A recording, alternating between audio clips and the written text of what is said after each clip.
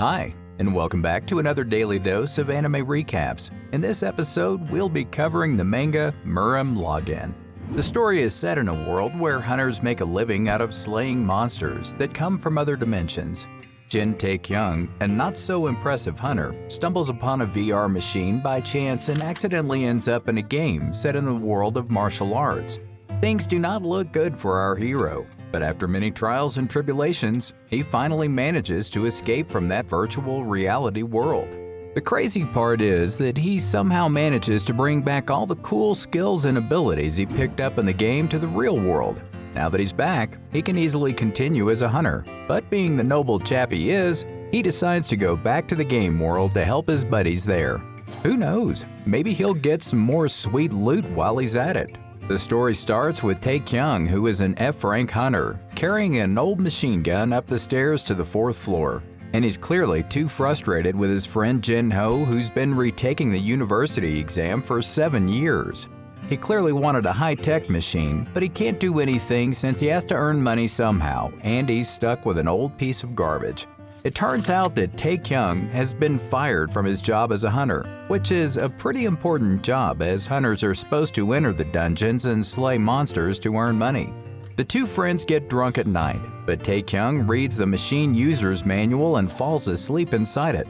Accidentally, he enters Murim as a player and wakes up to find himself at a hostess bar sleeping next to a girl who speaks Chinese. This is when he gets a message window that appears in front of him, making him freak out. Tae-Kyung reads the message that informs him about entering into the world of Murim and installs a translation package to understand that he is playing this game now. He finds out that the girl's name is Manhwa, who is finding his behavior really strange while he accepts a tutorial quest. His first task is to gather information. Therefore, he finds out from Manhwa that he is in Taiwan where his family is quite prestigious, but he is a troublemaker. Hearing this, he even tries to log out of the game, which turns out to be impossible, and he figures that he is trapped inside the game. Tae-Kyung has tried every trick to log out in the past 3 days, but it really is impossible. Furthermore, he has found out that Murim is a martial arts game, and he can die in real life if he dies in the game. He has decided to do as many quests as he can to level up, and then try to log out, which sounds fair enough. He accepts the second tutorial quest and finds out that he is a third-rate warrior in the game, even though he belongs to a noble family. He continues to spend all of his points into his stats and achieves the awakening part that promotes him to a second-rate warrior position. Finally, he gets new clothes from the inventory and a spear, which makes him look like a fighter now. This is when the third tutorial quest begins, and he comes across a group of bandits that he needs to fight off. The leader of the bandits is Jang Sam, who has arrived with 6 of his buddies to loot Tae-Kyung when his coachman tells him that he needs to show how fearsome he can be. Well, he just got equipped, so surely he has a few tricks up his sleeve. He walks towards the bandits and cuts through all the bandits in an instant after getting his spear from the inventory. His fame is surely going to rise now. Tae-Kyung remembers that he had a discussion with Jin Ho about the VR game's time manipulation, which means that his friend should definitely have woken up in the real world.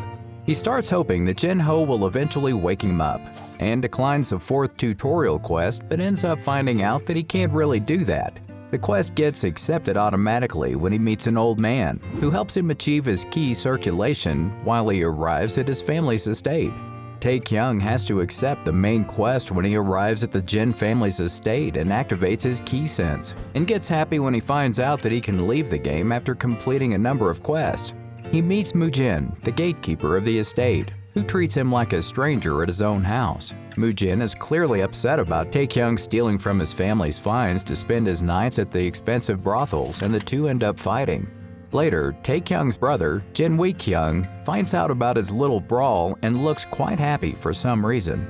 Tae-Kyung wakes up in the infirmary and decides that he has to be more proficient in martial arts if he wants to beat someone like Mujin in the future. This is when Jin enters, and to be honest, he looks really scary as he is at least a level 30 fighter. Thankfully, he's glad that his little brother is fine, while Tae-Kyung pretends not to remember anything. Soon enough, Tae-Kyung gets better and is escorted to his room at the estate, which feels even more like a palace after living in a rundown apartment in the real world. Tae-Kyung enters the library to learn all the martial arts skills and grabs all the books that can help him achieve his goal, while the system assists him as well. On the other hand, Jin Wei is out on a stroll with his trusted man, Wei Peng, when they spot Tae-Kyung's residence and get a surprise when they watch him practicing all the martial arts skills from the books. Later, Tae-Kyung is really tired after learning the foot technique and decides to take some rest before trying harder the next day. Tae-Kyung asks a servant about a spare training room the next morning, while Jin Wei also finds out about this strange request. He's really happy that his younger brother is trying his best to learn martial arts for the first time. Even though Wei Peng doesn't want to trust Tae-Kyung, Jin Wei really wants to give one last chance to his brother to prove himself and decides to lock him away in the cave of training for an indefinite period of time. Tae-Kyung is obviously not happy after hearing his brother's orders, but he finally agrees since he doesn't stand a chance against Wei Peng, who takes him to the cave. Tae-Kyung accepts his punishment and he is finally locked in the cave. On the other hand, Jin Wei is a bit worried about him because he can't stop thinking about the external matters as well. There's just too much politics to take care of. Meanwhile, Tae-Kyung keeps increasing his stats in the cave by practicing martial arts, and it looks like he's actually enjoying the solitary confinement. In the real world, Jin-Ho finally tries to wake Tae-Kyung up, while he's still in Murim and has gained 2 whole levels after training non-stop. He summons Mu-Jin as his opponent for training and gets suspicious when he keeps on winning with him. He really wants Mu-Jin to be stronger, so he adjusts his setting to give him his techniques and gets ready to fight. Tae-Kyung has reached level 14 now, and he has started to believe that he can start hunting down guys once he gets out of the cave. This is when Wei Peng shows up to get him out, since it has been 5 days since he's been in the cave. He takes him to the Great Hall of Politics, where Jin Wei is waiting for him with the members of the Mount Hang Sword Sect and other elders, who are looking at him with great anger. He meets Lee Seo-gun at this point, who is not happy about Tae-Kyung not recognizing him. Lee is accusing Tae-Kyung of raping the young miss of the Mount Hang Sword Sect with a lot of evidence in his hand, which makes it difficult for him to deny the allegations. It looks like he needs to fight Lee to get out of this mess when he reveals that his true intentions are to gain control over Taiyuan. Tae-Kyung agrees to the match to prevent war, even though Lee is on level 30. Tae-Kyung expects to die after fighting against Lee, but he knows that Lee tried to frame him with the accusations. Lee attacks him right away when Tae-Kyung finds out that his defense is pretty strong. However, he needs to find out if his attacks are as good or not. He starts attacking Lee and beats him up pretty badly, while the rest of his sect call for the match to be nullified. Wei Peng is shocked to see Lee getting beaten up by Tae-Kyung, while Jin Wei deals with the sect's men who are causing a commotion. It might just be the greatest moment of his life. Meanwhile, Tae-Kyung finally defeats Lee after punching him with all his strength, leaving the entire audience absolutely surprised at his development. The next day, Jin Wei is quite satisfied that his younger brother has finally changed and gone back to his training when a messenger pigeon lands on his hands. Lee wakes up in his carriage and looks really angry for losing against Tae-Kyung when a strange black man appears in front of him, making him fall to the ground. On the other hand, Tae-Kyung is back in the cave to train and figures that he needs to increase his ki to be able to defeat his opponents more easily. Meanwhile, Jin Wei has another meeting with the elders when the eldest senior makes a dramatic entry into the room. Tae-Kyung is brought in front of the eldest senior and finds out that he is their grandfather. But why is everyone so tense? This is when Jin Wei interrogates him about poisoning Lee, and he denies it instantly, which makes an argument break out amongst the elders. Of course, Jin Wei is not going to leave his brother's side and tells everyone to prepare for battle, which impresses his grandfather as well. The grandfather tells all the leaders to support Jin Wei, while Tae-Kyung feels like something is extremely wrong, and all of this can be part of a bigger plan.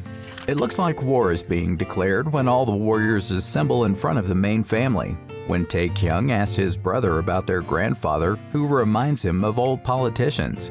This is when Jin Wei reveals that the head leader is as manipulative as he is suspecting, therefore he must never become his enemy. At this point, Wo-Hwa appears outside their gates to receive her payment. Lee's father is ready to avenge his death and tells his army to prepare themselves, while Wo-Hwa's appearance really shakes up Tae-Kyung when he finds out that she is actually the leader of the lower district sect. while Hwa truthfully reveals that she is only helping the Jin family to get some profit for her brothel's branch, which means she wants half of the Mount Hang sword stones, and Jin Wee agrees immediately. Her second reason is that she likes Tae-Kyung too much, therefore they finally crack a deal to form an alliance. Jin Wee is almost weeping at the sight of all the kids at the Mount Hang sword sect slaughtered, while his grandfather tells him that he needs to start acting like the head of the family and not cry over a few deaths.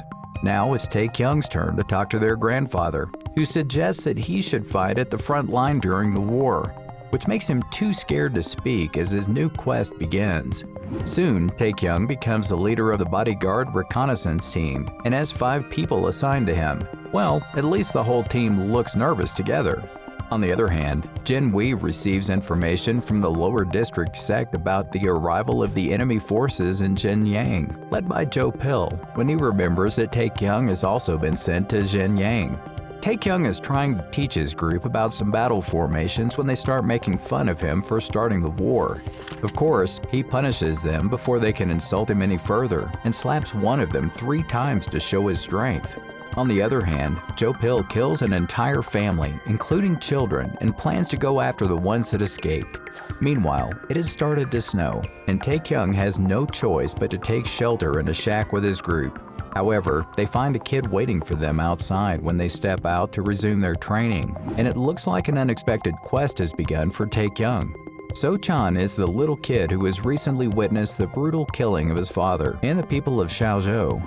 Of course, his parents made him run away with his sister, So-Yul, to save them from getting murdered as well.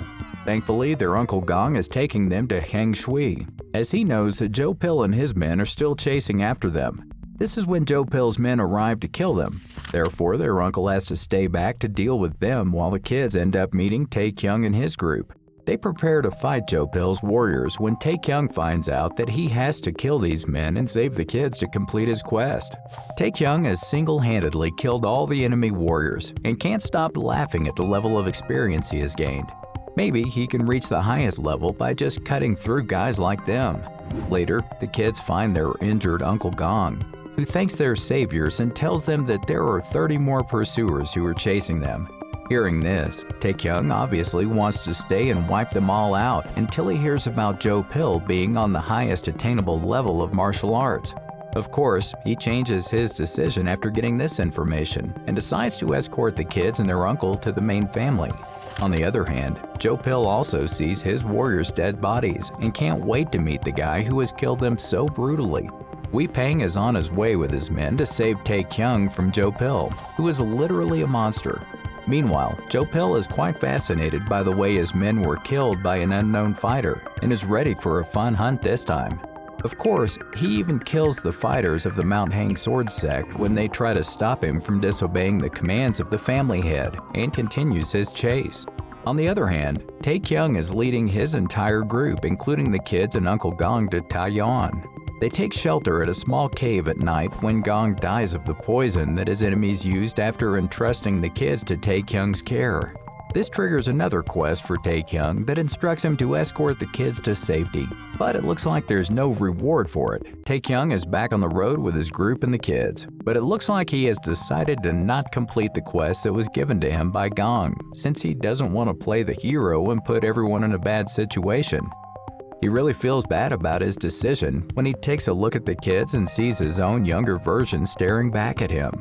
All kids need is some love, and he knows that he wanted it in his childhood as well.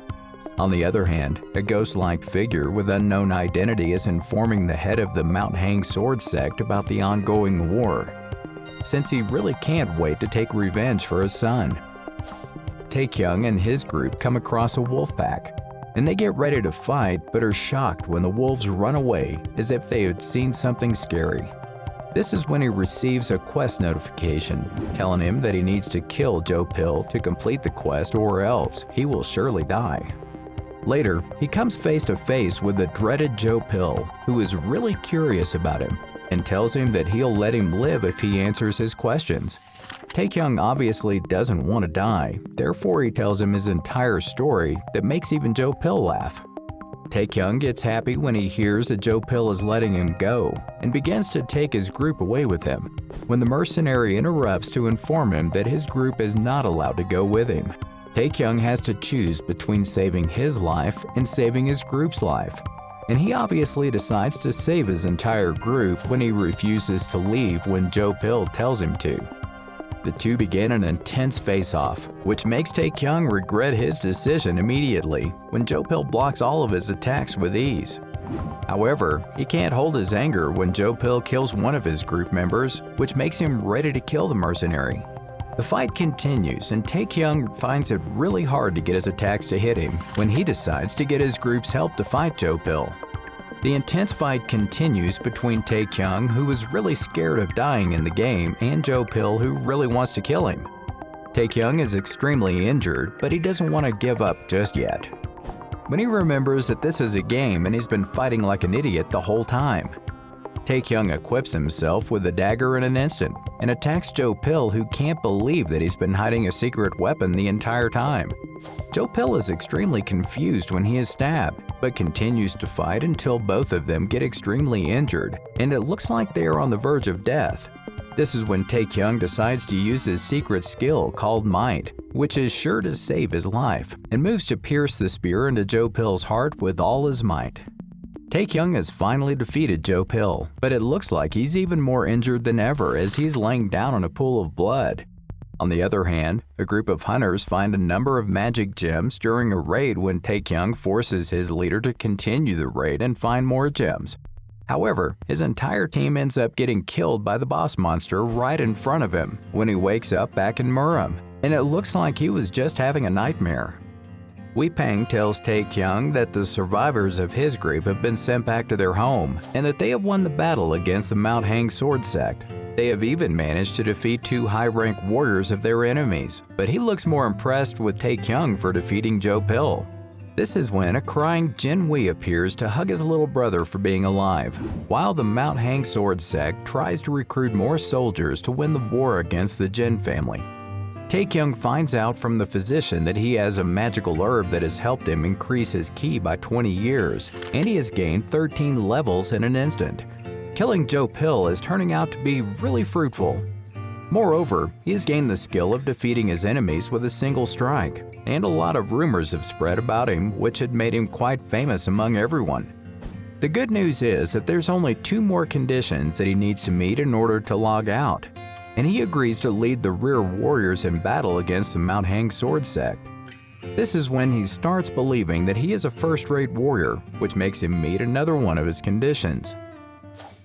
Tae-Kyung needs to raise his fame and finally log out of the game. Therefore, he meets all the new people to meet this condition. Later, he goes to meet his old group members in the infirmary and finds them too dramatic and cringy, but his mood shifts instantly when they give him Jo-pil's items that are quite powerful.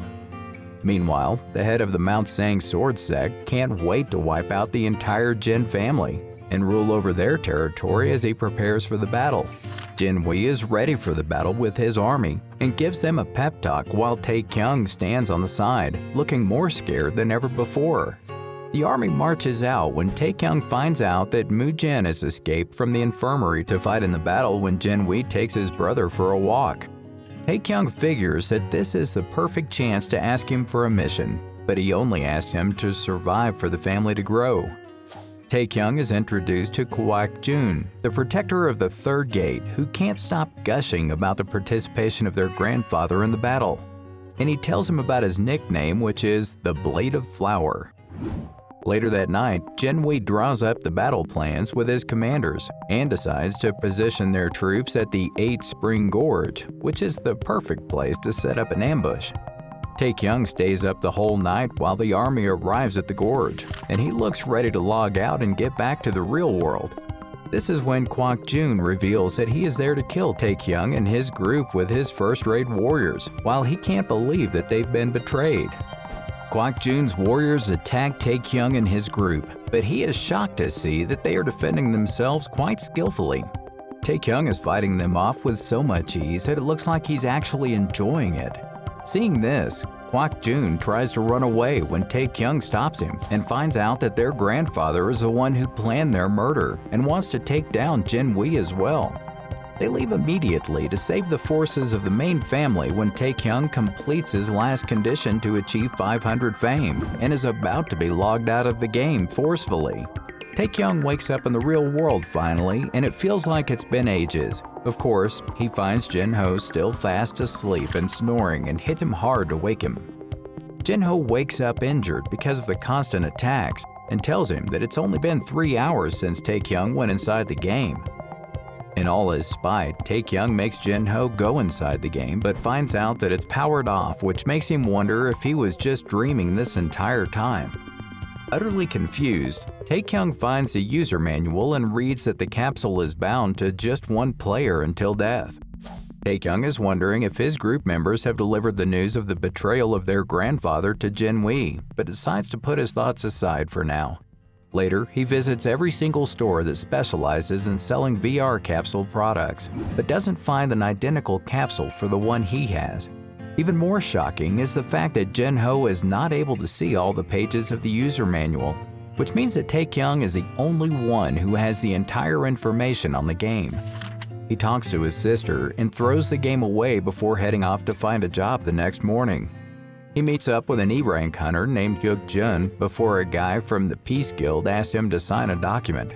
Hyuk-jun introduces Tae-Kyung to the rest of the Peace Guild members in the car, and he finds out that he's been appointed as a carrier, as dictated by Leader Choi. They go on with the plan and reach the gate where Tae-Kyung puts on his old gear, and is shocked to find that the Peace Guild has only 3 members. Soon, their party enters the gate and immediately comes face to face with a group of goblins. The party fights the goblins when Tae-Kyung decides to use the skills he learned in Murim to fight, but Leader Choi defeats them before he can show off his moves. They reach the boss zone soon enough, and they prepare to go in after forming their positions. They go inside to find the floor filled with goblin corpses and spot a spell cast, who might be the boss monster, and it looks like they have to get out of there as soon as possible. Tae-Kyung's party is being trapped in the room where the sea-rank rare monster looks eager to kill them all with a hobgoblin chief warrior. Their only chance of survival depends on killing the chief priest, and it looks like Choi has taken it upon himself to deal with it. Of course, Tae-Kyung is not happy about having to fight and distract the hobo goblin at the same time, since he was only supposed to be a luggage boy. He decides to use his one-strike skill to kill the hobo goblin, and attacks it with all his might when he gets the notification that his synchronization with his gaming character is completed. Tae-Kyung can interestingly use the martial arts technique that he learned in the game, and uses them all to kill the hobo goblin in a matter of seconds. Leader Choi is obviously shocked after watching the skill set of an F-rank hunter like Tae-Kyung, while the rest of their party gets injured during the fight. The notification system is now enabled, and Tae-Kyung feels like it's telling him to go back to Murim. However, he puts this thought aside when Leader Choi takes him out to dinner and promises to keep his skills a secret if he decides to join their guild. Tae-Kyung is quite impressed by Leader Choi's offer and asks for some time to think about it. Of course, he doesn't know that Leader Choi already has a lot of information on him and is curious about the fact that he was the sole survivor of the gate that appeared at the Sangdong district. On the other hand, Tae-Kyung gets his capsule back and thinks about Leader Choi's offer, since he offered him quite a lot of money. Suddenly, he starts craving redemption and reaches the Hunters Association to get a higher rank. Later, at the Hunters Association, a rumor spreads about the appearance of a C-rank hunter.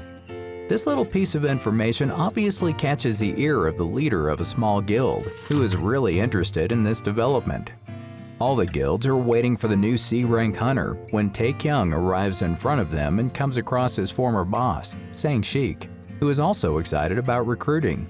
However, Sang-shik is amazed to see Tae-Kyung, since he was the one who got him fired. Tae-Kyung enjoys turning down his offer and walks out of the Hunters Association to go meet up with Leader Choi, as he has decided to go on a raid with him. Tae-Kyung has signed a temporary contract with Leader Choi and his guild. Therefore, they have entered a D-rank gate for their raid, when he finds out that the gate technically belongs to Choi himself. Just how rich is he exactly is the perfect question to ask right now. Tae-Kyung really wants to know Choi's rank, as he is a reawakened hunter as well. The perfect time to actually witness his skills arrives when the swamp lizardmen show up to attack them. Choi actually wants Tae-Kyung to fight the lizardmen alone while he observes from afar, which really annoys Tae-Kyung, but he obviously doesn't have a choice. He starts fighting the lizardmen and kills them all single-handedly. However, Choi still doesn't look satisfied, therefore he sprays perfume to attract more lizardmen towards him. A few moments later, Tae-Kyung is shocked at an army of lizardmen approaching him with their chief, but this time he's ready to fight them all alone. Tae-Kyung uses his one-strike attack to kill the entire army of lizardmen in an instant, which definitely impresses Choi, but he refuses to believe that Tae-Kyung is stronger than him. Soon, Choi's butler hands Tae-Kyung his first payment, which is more than he has earned in his entire lifetime, and he now looks ready to work as much as Choi wants him to. Later, he goes to visit his mother and sister and takes them out for a fancy dinner and shopping. However, his sister tells him that he was having a nightmare about Jin Wee, which reminds him of the gaming world he has left behind.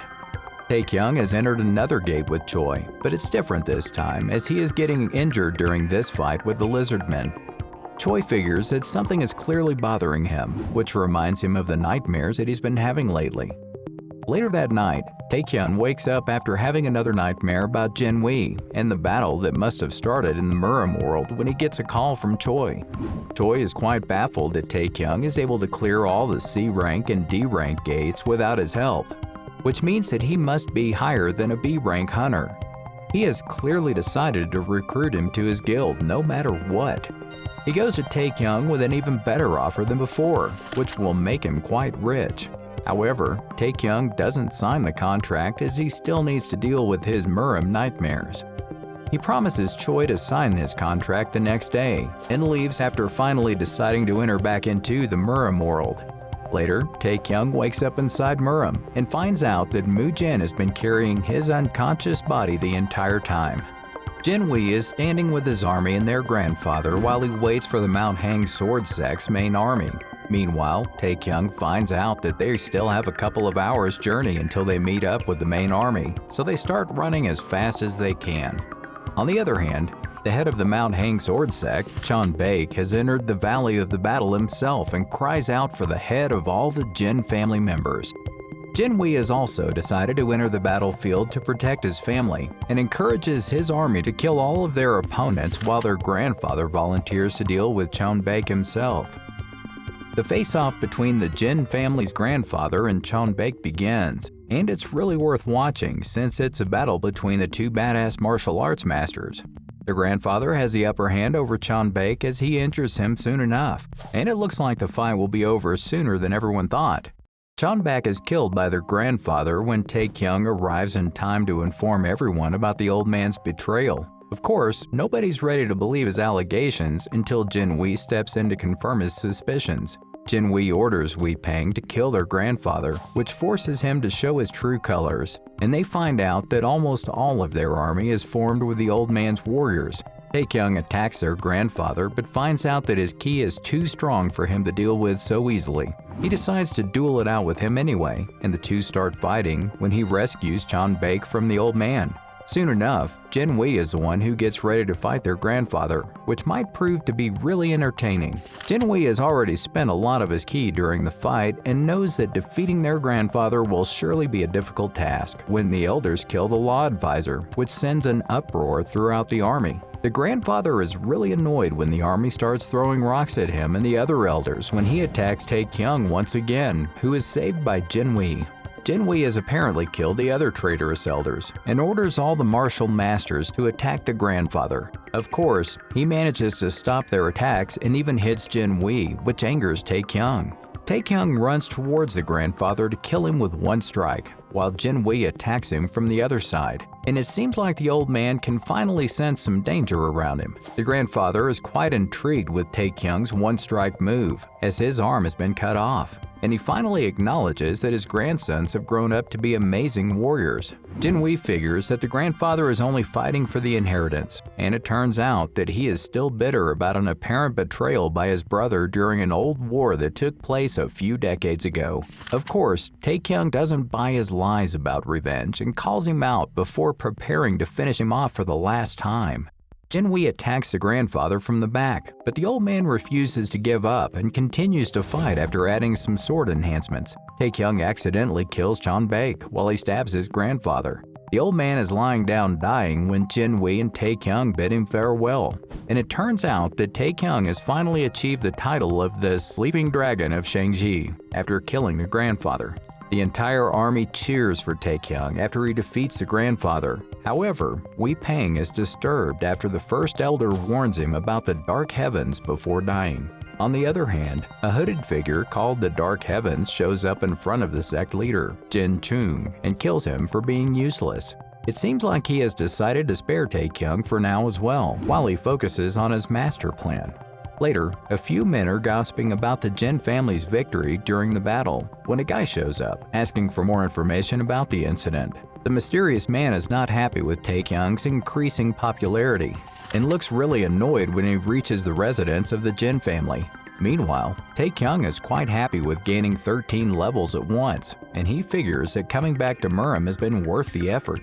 This is when the mysterious man enters his room and reveals himself to be his other elder brother, Moo-kyung, who is an accomplished warrior himself. Of course, Tae-Kyung gets a shock when Moo-kyung starts attacking him out of nowhere, which makes it evident that the two brothers do not share a close relationship. Tae-Kyung decides to fight back when Moo-kyung's attacks get more aggressive, and the two brothers start hitting each other like they are still a couple of children. It turns out that Moo-kyung really can't believe the rumors about his younger brother's newly formed skills, since the only thing he knew was to chase after girls. He is amazed when Tae-Kyung manages to block his attacks, and wonders if such a drastic progress is actually possible in such a short amount of time. Moo-kyung decides to prove his point by kicking Tae-Kyung out of the house, and makes him land right in front of Jin-wee with injuries on his face, which confuses their elder brother to no end.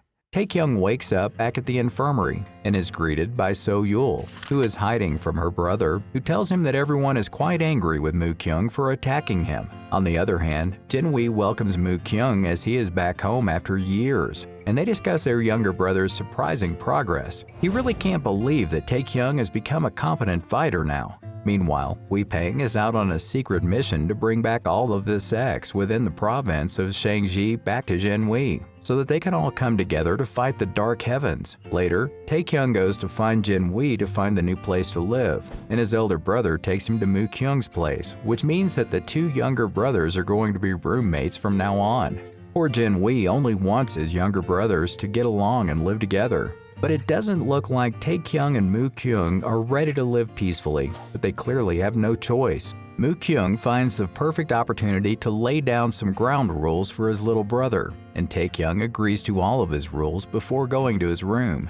He figures that his brother is really a psychopath, but he'll surely be perfect to get training from him and become an even stronger warrior. This is when he finds out that he can log out of the game whenever he wants to. Therefore, he ends up disrupting Moo-kyung's meditation while celebrating this big news. On the other hand, Wee Pang reaches the Demon Sword sect with Jin-wee's summons, and the sect leader, Gum-mo, accepts the summons instantly. Jin-wee hears the sounds of weapons clashing from Moo-kyung's house quite late at night, and it turns out that both of his younger brothers are fighting yet again. Moo-kyung is clearly mad at Tae-Kyung for disrupting his meditation. Therefore, he's hitting him while also giving him instructions to fight better. Of course, he praises his stamina and ki during the fight, which makes Jin-wee wonder if they'll start training together soon.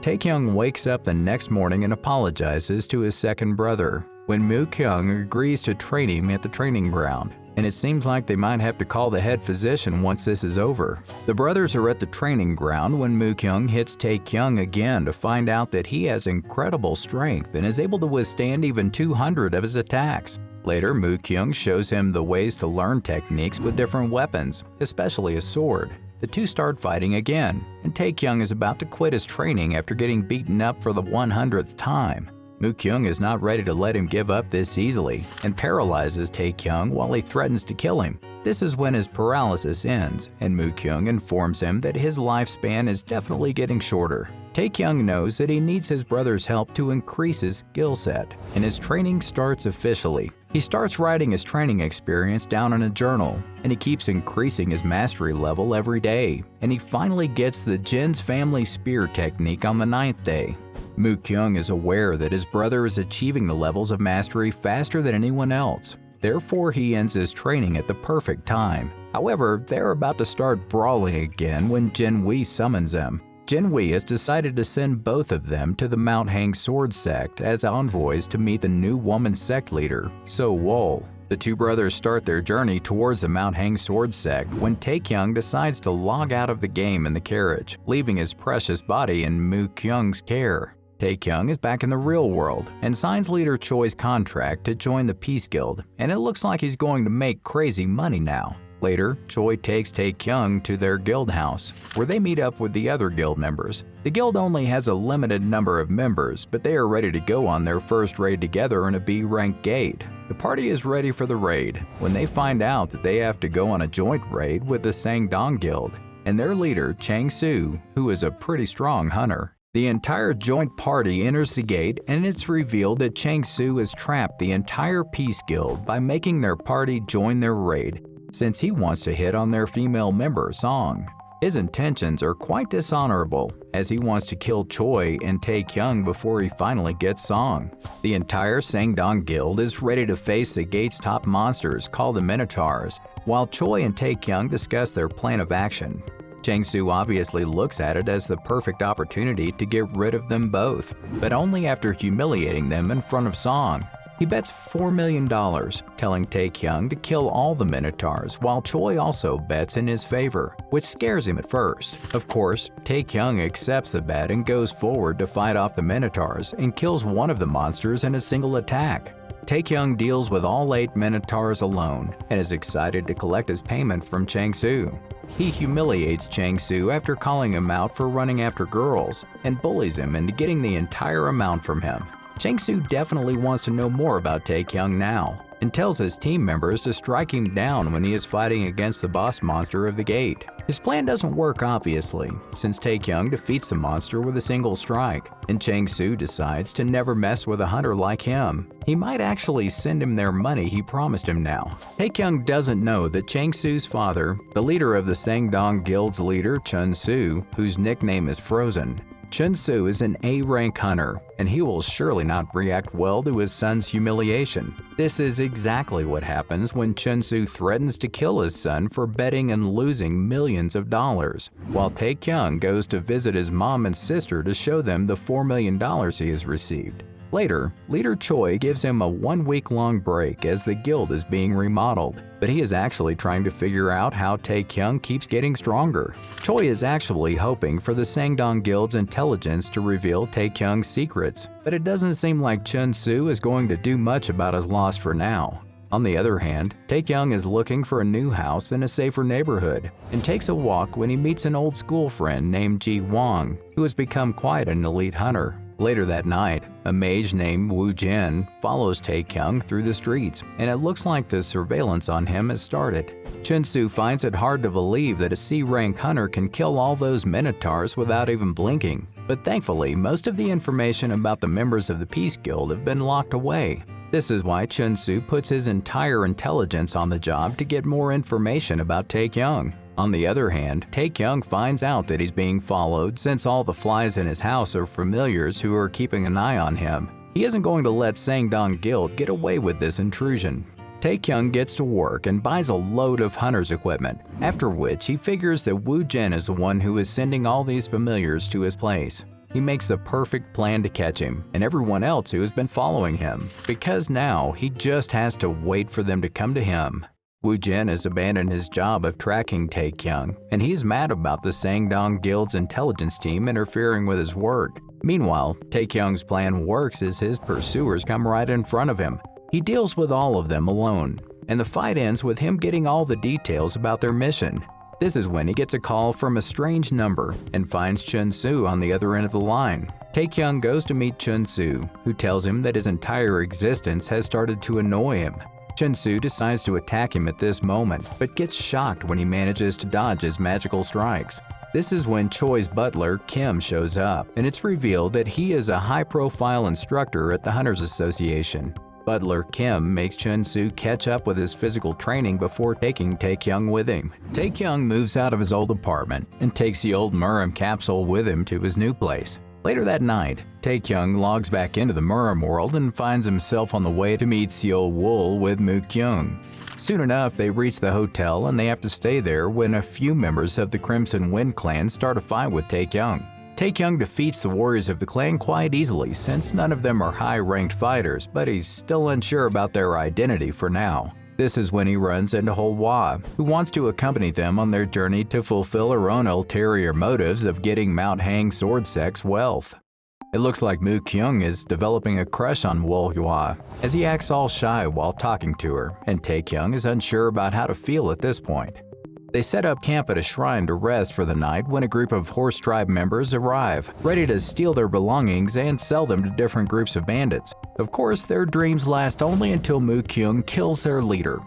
Moo-kyung kills most of the Horse Tribe members, and even makes them beg for their lives when they find out that they are the Crimson Wind clan as well. Soon, a messenger bird tells him that the Crimson Wind clan is going to attack the Mount Hang Sword Sect, and they decide to go save them right away. Meanwhile, the Crimson Wind cult has already started to cause destruction in the Mount Hang Sword Sect's territory. Seo-wol, the new head of the Mount Hang Sword Sect, can actually sense the resentment of her people towards her incompetencies, while the Crimson Wing clan attacks them with all their force. They only have one option of waiting for Tae-Kyung and his little party to save them before they all get killed. This is when Tae-Kyung's status window shows that he has to complete the last quest within the time limit, which is why they start moving even faster than before. Tae-Kyung is running out of time, but he manages to deal with several of the Crimson Wind members on his way to the main army, and even gets their horses to reach faster. Plus, he also found out that the Crimson Wind clan's leader, Pyongyang, is their best martial artist as well. On the other hand, Pyongyang has reached near the Mount Hang Sword Sect, where he reveals his plan of marrying Seo-wol to make them all surrender. He orders his army to attack, while Tae-Kyung is having breakfast a few miles away and can hear them shouting. Of course, his suspicions are disregarded by Moo-kyung, who wants him to be careful and prepare for the battlefield. The Mount Hang Sword Sect's gate is in danger when the Crimson Wind clan soldiers try to break it down. Seo-wol is quite worried about her people, therefore she asks her uncle to buy them some time.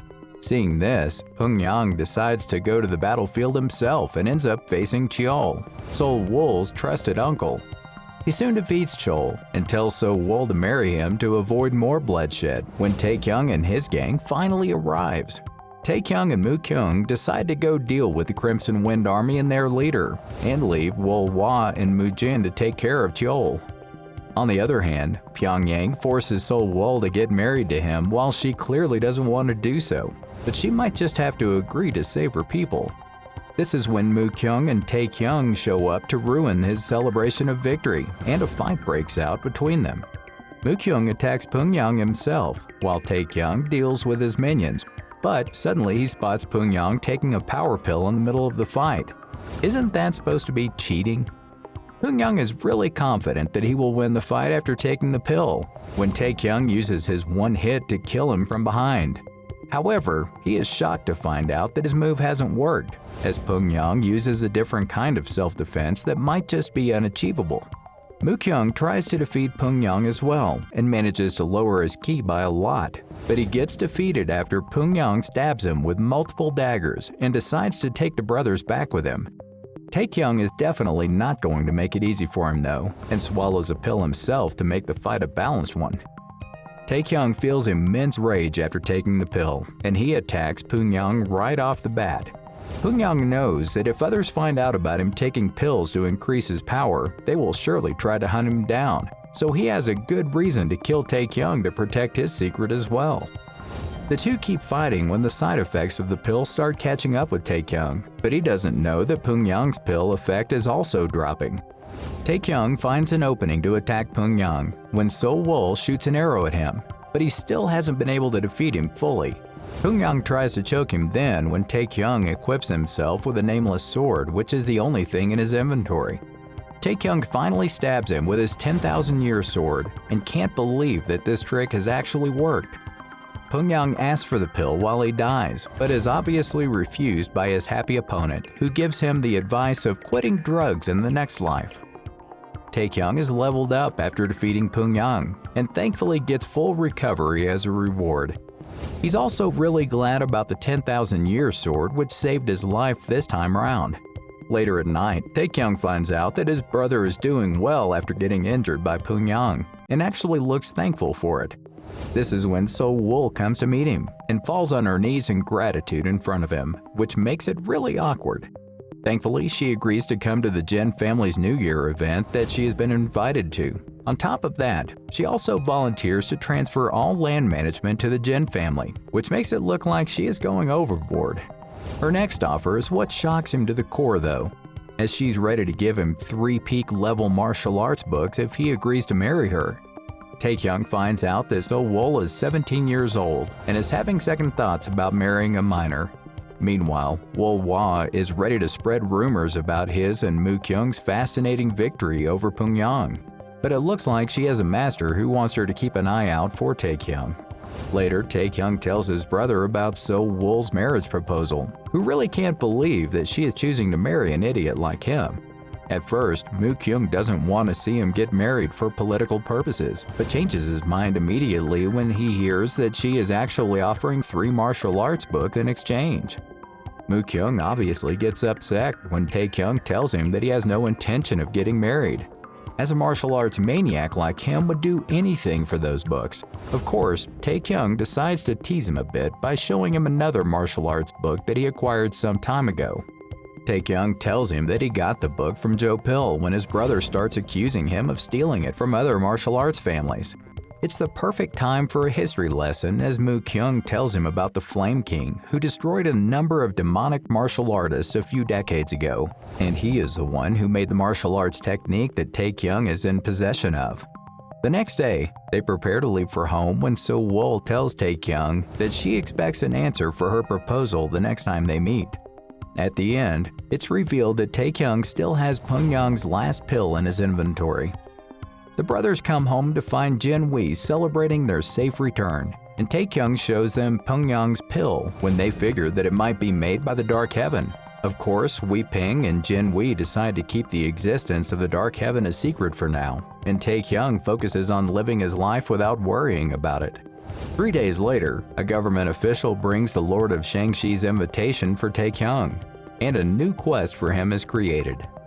Tae-Kyung tells his brothers and Wei Ping about the Lord's invitation, and Jin Wee is actually glad that he accepted the invitation. Moo-kyung also tells him that all these lords are incompetent, since they do nothing when their people suffer. Apparently, their current lord is the emperor's younger brother and is barely 10 years old. How does a kid become a lord around here? The next day, they reach Taiyuan, which is really overcrowded, when a boy called Chong asks for them for candy. Tae-Kyung introduces himself to Chong and invites him over for a meal at the inn where he orders everything on the menu. Tae-Kyung is really confused about his identity, since the only thing he knows about Chong is that he is extremely hungry and a peak-level martial artist. It turns out that Chong has lived with his grandfather on a mountain all his life, and is only descended to find out if he is stronger than all the peak-level martial artists. This is when a weird guy makes fun of them, and it's evident that Tae-Kyung cannot handle when random people make fun of him. The random guy's name is revealed to be Jin Tae, who is the successor to the cosmic agency that has made the new 5 sects in the province of Shanji. Apparently, he has also arrived in the capital for the luncheon with the Lord, and is accompanied by other children of the 5 sects.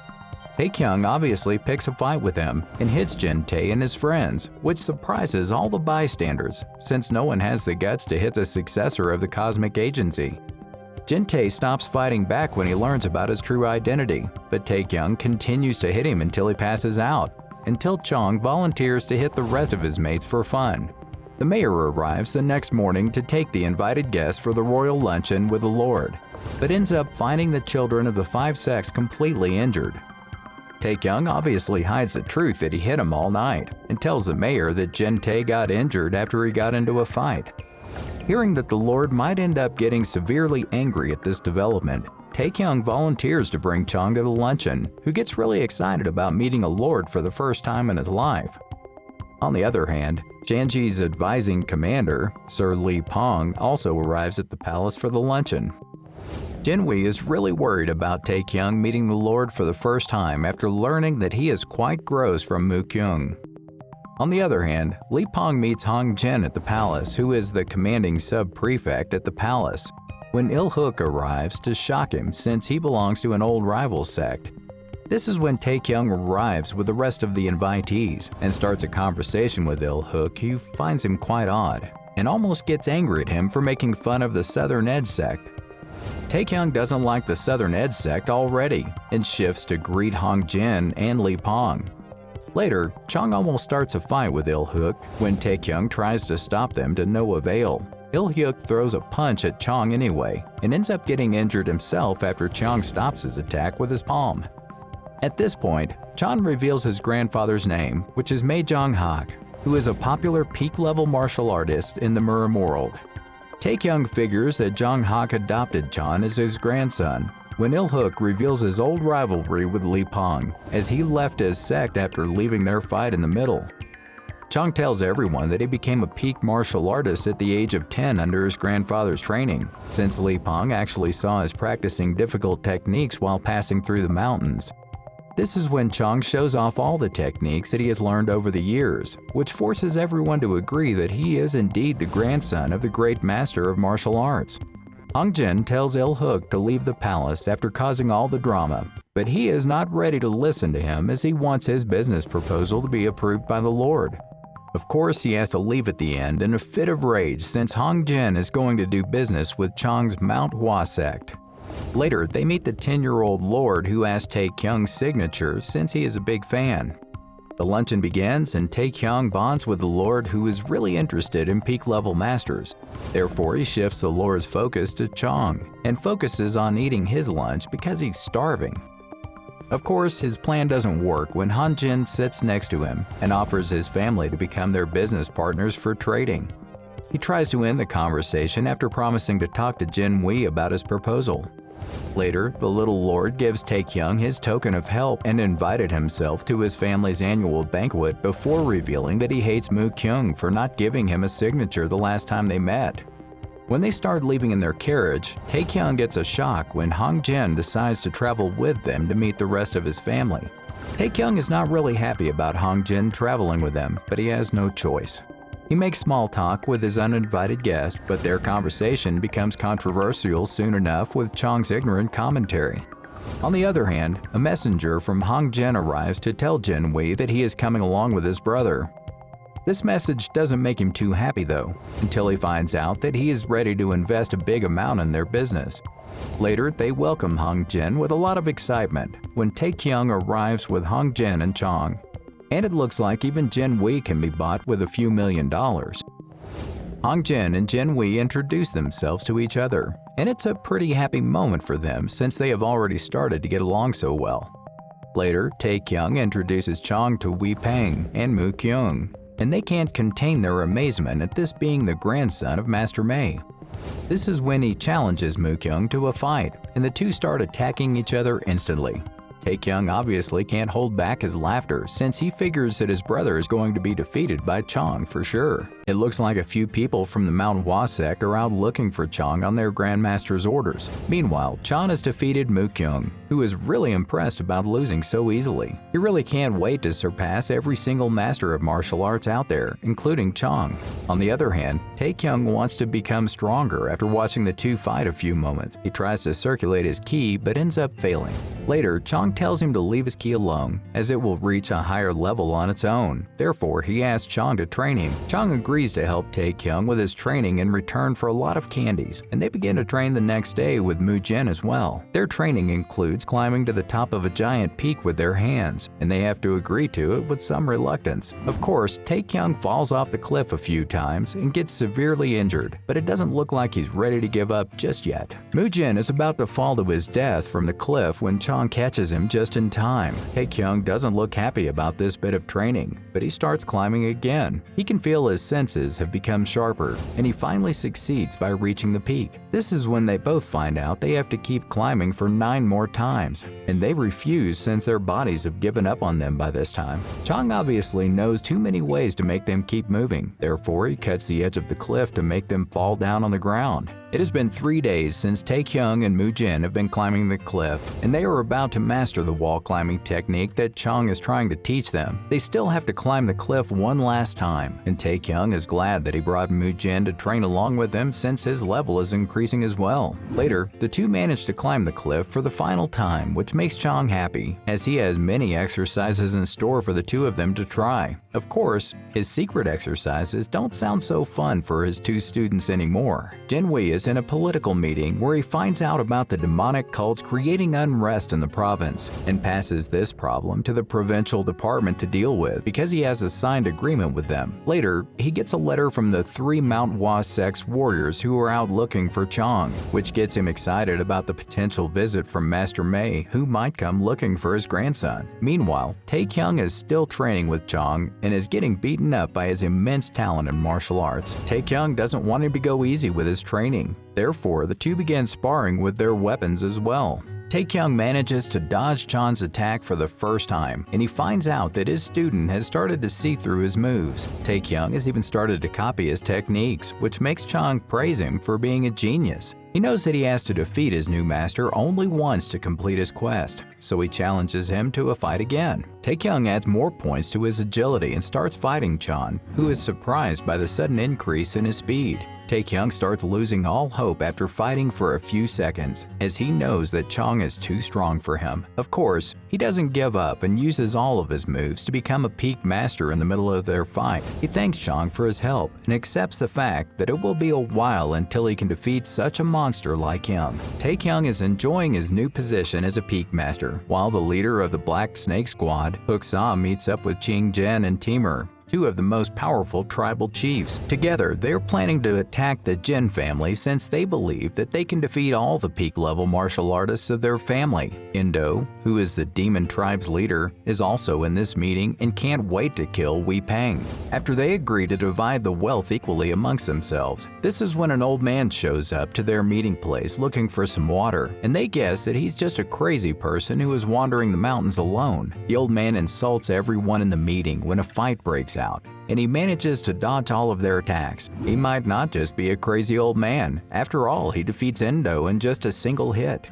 The old man leaves after making them agree to his proposal, still unaware about their little plan of cheating him. The old man leaves to look for the unknown person in Shangji, while Tae-Kyung gets the 10,000-year-old iron as a reward for completing his quest. Of course, he has to find a craftsman to make a weapon out of this mineral, which should be child's play in his eyes. This is when Jin Wen arrives to congratulate him for attaining the Peak Master level and promises to find information about the Fire Emperor for him so he can learn his technique. Later, Wei Peng tells Tae-Kyung the address of Tae-Bo, who is a skilled craftsman and lives quite nearby. He prepares to leave Mu-jin right after. When Chang decides to tag along with them to meet the craftsman, it looks like they have a fun road trip ahead of them. The Wind clan is preparing to kill and slaughter the lesser Jin families that are scattered around the province when the old man from before interrupts them. On the other hand, Tae-Kyung arrives with his buddies to look for Tae-Bo, the blacksmith. They end up finding him with the help of a little girl, and Tae-Bo recognizes Tae-Kyung immediately, but refuses to help him right away. Hearing this, the old man decides to go and save Tae-Bo from being harmed. Tae-Kyung tries to convince Tae-Bo to make him a weapon, but he keeps refusing him quite rudely every time. This is when Tae-Bo agrees to help him if he gets him a bottle of clear sky stone extract. After a lot of negotiations, Tae-Bo agrees to make him a weapon after seeing the piece of iron that Tae-Kyung has, since he can now make the masterpiece that he has always wanted. This is when the old man arrives at Tae-Bo's house, and Tae-Kyung finds out that his name is Chun-Gong. Chun-Gong is quite intrigued with the peak level that Chang and Tae-Kyung have achieved at such a young age, when he suddenly comes too close to Tae-Kyung, asking him about his real identity. Chung-gang wants to know how Tae-Kyung sensed his key, but doesn't believe that he can use the system's status window since it sounds ridiculous. He starts to torture Tae-Kyung when Chung steps in to help him out by fighting against the old man. Chung-gang is surprised at Chung, who is using a lot of the Manhwa's sex techniques, and asks about his relationship with Master Mei. It turns out that he had met his grandfather a long time ago and reveals himself to be the Fire King. They start chatting about Master Mei when Chung-gang focuses his attention back to Tae-Kyung and interrogates him about his family. It seems like the old man was friends with his traitorous grandfather, since he is clearly not happy about Tae-Kyung murdering him a few months ago during a battle. Chung-gang attacks Tae-Kyung for killing his grandfather, but he blocks his attacks that cause a huge explosion. This is when the old man figures that Tae-Kyung has the same abilities as him and is quite unsure about killing him for now. A few hours later, Tae-Kyung wakes up and is actually glad to have survived the old man's attack. His happiness is short-lived when he finds out that Chung-gang wants to see him downstairs and decides to run away since he figures that Joe Pill was his disciple and he will surely try to avenge his death. Of course, the old man is too smart for him, as he finds him before he can run away and orders him to see him right away. Tae-Kyung tells the truth about his fight with Joe Pill to Chung-gang, and it turns out that he has been looking for his disciple all this time since he was unaware about his death. On the other hand, Jin-wee is quite happy with the arrival of the New Year's Day since his negotiations went well. Woo is also with him, and they discuss the appearance of a martial master who has wiped out the entire Thousand Wind clan. Of course, Wee Peng is a bit bitter about both of Jin-wee's younger brothers not being present for the New Year's celebration. However, he's aware that he can't do anything about that for now. On the other hand, the Southern Edge sect has also left to teach a lesson to the Jin family for looking down on their sect. Chung-gang tells Tae-Kyung the story of him taking Joe Pill as his disciple until he started causing trouble around their province by killing innocent women and travelers. But he made a mistake of letting it slide. Of course, he witnessed Joe Pill killing innocent people with his own eyes one day. He wanted to make him a cripple until Joe Pill threatened to kill himself if he didn't let him. It seems like Chung-gang cared about him too much to let him die in front of his eyes. Therefore, he let him go away without a scratch. Chung-gang owes Tae-Kyung a debt for stopping Joe Pill, and he even apologizes for his rash behavior before. The next morning, Tae-Kyung hopes that the problem between him and the old man is resolved when he realizes that it's New Year's Day, which means he has got to get home as soon as possible. Chung-gang also leaves after entrusting Joe Pill's items to Tae-Kyung, and Tae-bo promises to finish making his spear in some time. Jin-wee meets Mu-sung and his two partners from the Manhwa sect after they're almost attacked by one of the sect leaders who tries to create ruckus during the New Year's celebrations. The trio can't believe that they are quite famous in Taiwan when Jin-wee invites them to come over to his estate to talk. On the other hand, Tae-Kyung is still on his way home when Chung gives him the idea that Chung-gang might just make him his disciple one day, and it surely lifts his spirit for a while. Tae-Kyung doesn't look that impressed with Mu-sung and his achievements, even though he might be the new sect leader since he believes that he can surpass a warrior on his level. On their way, they run into one of Mu-sung's companions named Chul-woo, who is a pretty strong and giant guy. Of course, Tae-Kyung decides to pick a fight with him when Wee Peng stops them from beating each other up and bringing shame to their families. He really knows how to be at the right place at the right time. Wee Peng begins to take them to Jin-wee, while they try to not end up beating each other up on the way. Tae-Kyung believes that he would have defeated Chul-woo in a matter of seconds if they hadn't been interrupted, but there's no way to find out for now. This is when Mu-sung comes out to Chung and tells him that they need to take him back to the Manhwa sect. Of course, they are at a loss for words when Chung refuses to go with them. Therefore, they decide to talk to Tae-Kyung to help him convince Chung to go back. Jin-wee still can't figure out the Dark Heaven's plans, but he decides to go ahead with the New Year's banquet with a straight face. The banquet starts and Chul-woo can't stop gushing over So-woo's beauty when she arrives to say hi to Tae-Kyung. Chul-woo tries to flirt with her while she has only eyes for Tae-Kyung, which makes the poor guy depressed. Later, Do-hwan from the Iron Blood sect asks Jin-wee's permission to spar Chul-woo, which gets him excited after being heartbroken. Do-won and Chul-woo start sparring, and it's already clear that Chul-woo is much stronger with throwing his fist when he beats his opponent to a pulp. He keeps defeating one opponent after another, but ends up challenging Tae-Kyung at the end since old Wool is showing him so much interest. Tae-Kyung has to accept this challenge to avoid being termed as the weak male, which makes Moo-sung nervous, since he doesn't want his brother to beat up the youngest member of the Jin family. Chul-woo and Tae-Kyung keep attacking each other, but they don't seem to hit their opponent at the right time. Chul-woo even grabs his spear at one point, but ends up getting injured himself. This is when Chul-woo decides to get even angrier and breaks Tae-Kyung's spear, which he doesn't appreciate. Tae-Kyung opens his status bar to increase his strength, and dodges Chul-woo's attack after getting ready to finish this fight for good. Tae-Kyung has successfully defeated Chul-woo, which surprises Moo-sung since he has never seen a martial artist like him.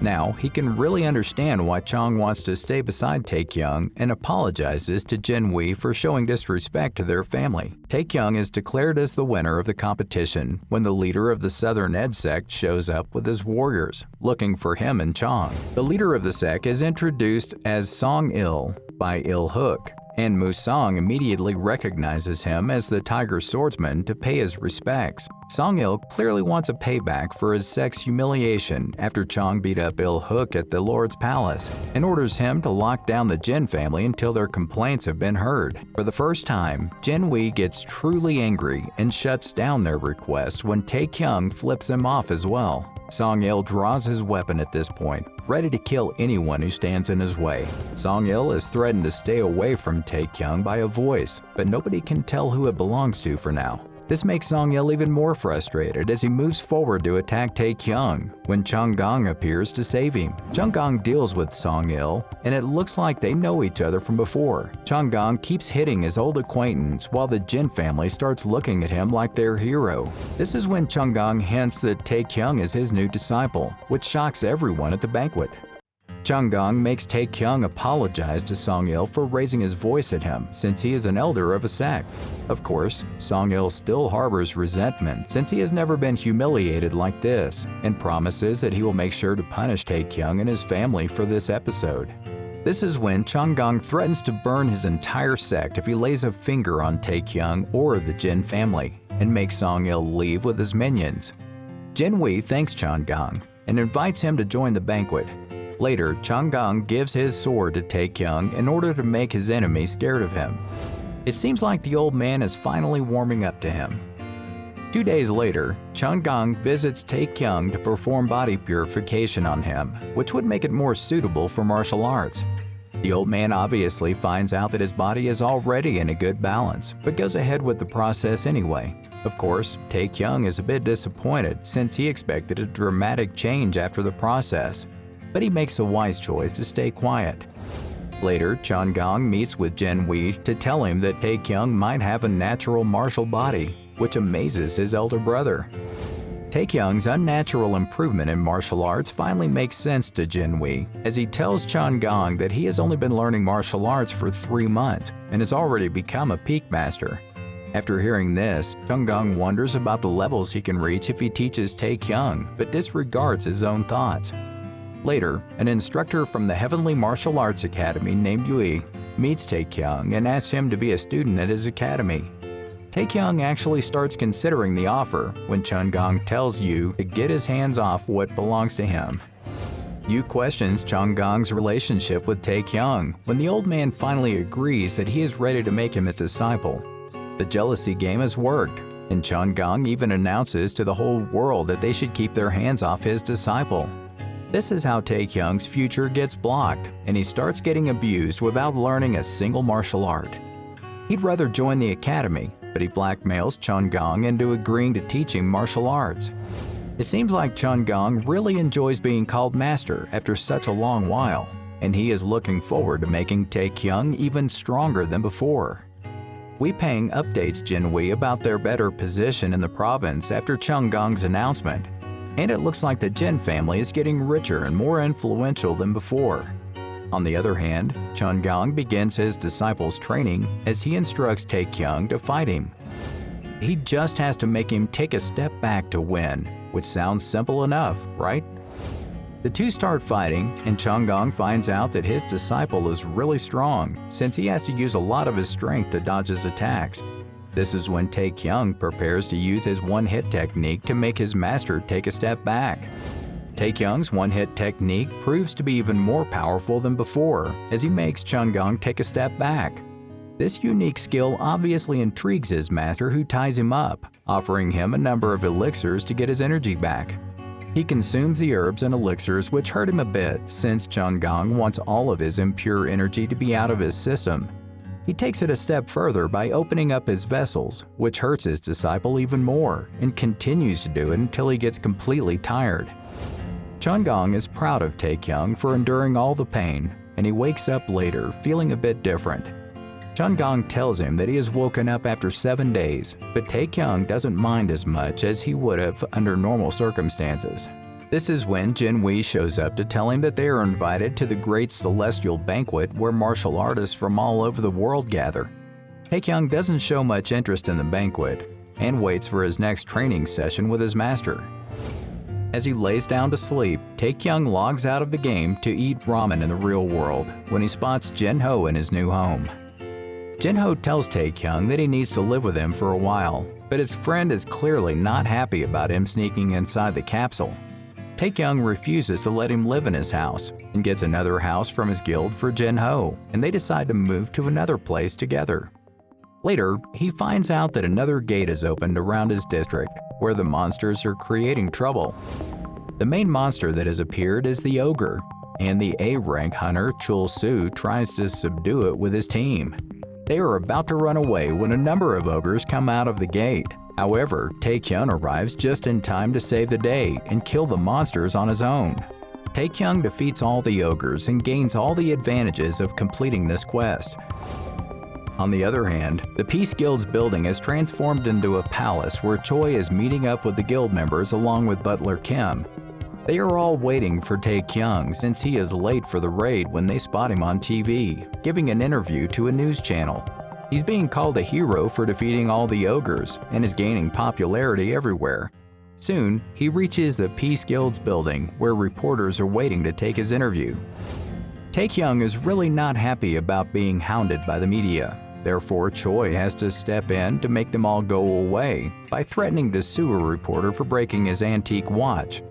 They drive away in Choi's car when Tae-Kyung's favorite hunter, Myung-hun, shows up to have a chat with him.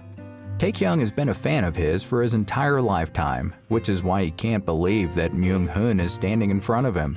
The two start talking to each other about their experiences during raids and their lives as hunters when Myung-hun offers Tae-Kyung to join his guild.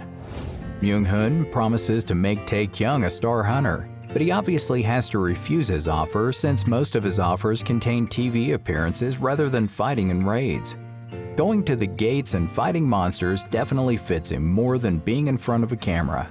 Of course, Myung-hun is not pleased about getting rejected, but Tae-Kyung leaves him to go to the Hunters Association where he gets his A-rank license from the chairman himself. Later, he goes on a raid inside a gate and fights all the monsters when Tae-Kyung tells Choi that Myung-hun survived a raid after he was accused of killing his best friend, Min-soo.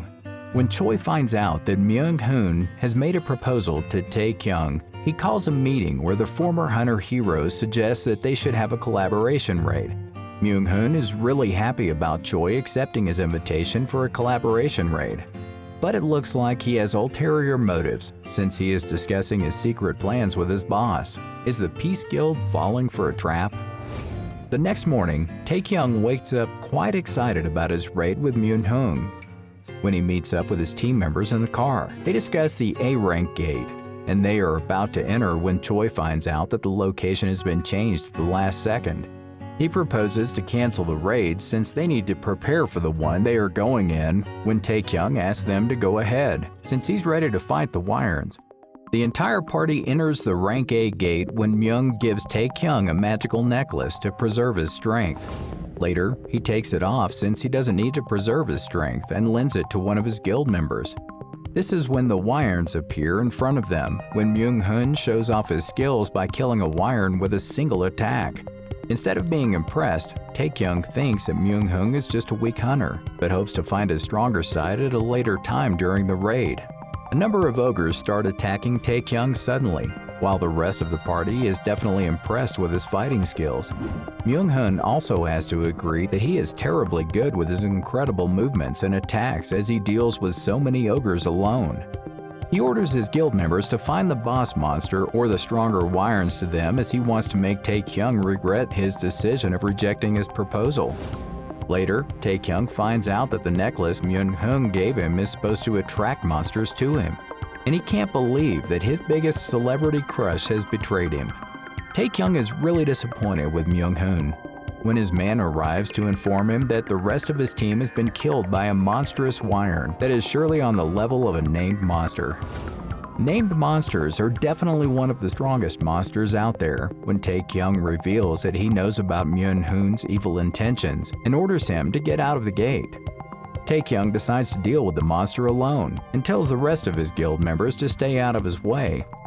This is when a huge winged Wyern lands in front of him, which angers Tae-Kyung as it's the same monster that killed his old guild members. Tae-Kyung begins attacking the monster and tries to inflict as much pain on its body as he can when the monster starts speaking to him and heals his entire body in an instant. The Wyern's name is One-Eye Karis, and it has been waiting to kill the human who took its eyes for a long time. His wait seems to be over now, since Tae-Kyung is the one who maimed him a few years ago. Tae-Kyung is shocked after witnessing Karis healing himself, but manages to take out his other eye as well, and defeats the monster after an intense battle. His revenge game is definitely getting stronger with time. Tae-Kyung's guild members come running towards him after he finally kills Karis, and it's pretty obvious that they're all extremely proud of him. They still have to deal with the monster's body, so Tae-Kyung offers to go to the entrance of the gate and get more help with Butler Kim. A few moments later, Tae-Kyung runs into Myung-hoon, who's been waiting to ambush them since he is clearly looking for a fight.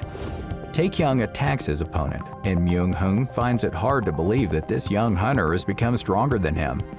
In the meantime, Butler Kim deals with Myung-hoon's minions as they made the mistake of believing that he is just an ordinary old man. This is when Myung-hoon surrenders and begs him to spare his life but attacks him from behind, which makes Tae-Kyung land the killing blow finally. Later, Tae-Kyung comes out of the gate and gives an interview, announcing to the entire world that he has killed Myung-hoon. A thorough investigation of the incidents is carried out and everybody finds out Myung-hoon's true intentions since the raid was filmed. Of course, Tae-Kyung is let off the hook, but an officer still advises him to keep a low profile for a while. Later, Tae-Kyung donates a considerable amount of his money to the charity, which increases his popularity even more. Plus, he can't wait to spend the rest of his money on his family as well. But first he has to go back to Murim to learn some martial arts from Changgang. Back in the Murim world, Tae-Kyung informs Jin Wee that he is leaving his master for training, which naturally makes his elder brother quite sentimental. Before leaving, Tae-Kyung goes to meet Mu-kyung, who is still training in isolation, and says goodbye to his brother after telling him that the Fire King himself is going to train him for a year. Later, he bids farewell to the rest of his friends before Changgang drags him on their way, as they have a long road ahead of them, and they have to walk the whole way. Hook-Gol causes havoc in the capital city since he is a member of the Great Eastern Heavenly Sect, and it looks like he enjoys torturing people a little too much when Tae-Kyung puts a stop to his ways and makes him go away from the restaurant they are eating at. This is when the rest of the Great Eastern Heavenly Sect's members appear to take revenge. However, a monk named Amitabha Buddha stops them from starting a fight by fighting the troublemakers. Tae-Kyung watches as the Amitabha Buddha deals with all of the sect's warriors before turning his attention to the pair of master and disciple. He reveals that Changgang's old friend Hongdao the monk has summoned them and leads them to his master. Soon enough, they meet Hongdao, who believes that Tae-Kyung is the rising star that has appeared in the sky, but of course no one else takes him seriously. The two old friends catch up the whole night while drinking the venom of a 1,000-year-old viper after kicking out Tae-Kyung from their room. Will Tae-Kyung learn all the secret techniques of Changgang's sect? Is he going to be able to attend the Great Celestial Banquet in the following year? How did Jin Win find out about the Dark Heaven's plans? Does Tae-Kyung finally manage to defeat his brother Moo-kyung one day? We can't wait to find out what's going to unfold in the world of Murim. If you're a subscriber with notifications enabled, you'll find out soon enough.